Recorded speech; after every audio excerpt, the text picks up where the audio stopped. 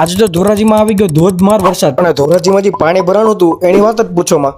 સવારમાં થોડો વરસાદ આવતો હતો એટલે બધા મિત્રો ભેગા થઈને નીકળી ગયા હતા નાવા માટે. આપણું થઈ ગયું હતું પોપટ, કારણ કે આપણે નાવા નીકળ્યા અને વરસાદ ધીમો પડી ગયો હતો. આ ઘા સહન નથી થતા હવે. ભાઈબંધ દુકાને એકલો હતો એટલે આપણે એની દુકાને જવાનું હતું, એનું ટિફિન લઈને ભાઈબંધ જમે એટલી વાર આપણે બેસવાનું હતું અને ગાડીની સર્વિસ કરી રહે લાગે એક નંબર. વરસાદ થોડો આવી ગયો એટલે બપોર પછી મારા ભાઈને જવાનું થયું પંચનાથ ને આપણે નદીનો નજારો જોવા માટે ઉભા રહી ગયા હતા. પંચનાથ પહોંચીને બધા મિત્રોએ ચાલુ કરી દીધી હિંચકા પર બેઠા ગેમ, અને આપણે ગેમ રમીને થોડીક વાર પછી જવાનું હતું નાસ્તો કરવા માટે. આપણે સરદાર ચોકે વયા ગયા હતા મસ્ત મજાના ઘૂઘરા ખાવા. પછી આપણે ઘરે પહોંચ્યા એટલે ફૂલ વરસાદ ચાલુ થઈ ગયો. આપણે વરસાદમાં થોડી વાર નાહી લીધું ને પછી નીકળતા બહાર આટો મારવા માટે. અને ધોરાજીમાં સ્ટેશન રોડેથી પાણી ભરાઈ ગયું હતું, એની તો વાત જ પૂછોમાં.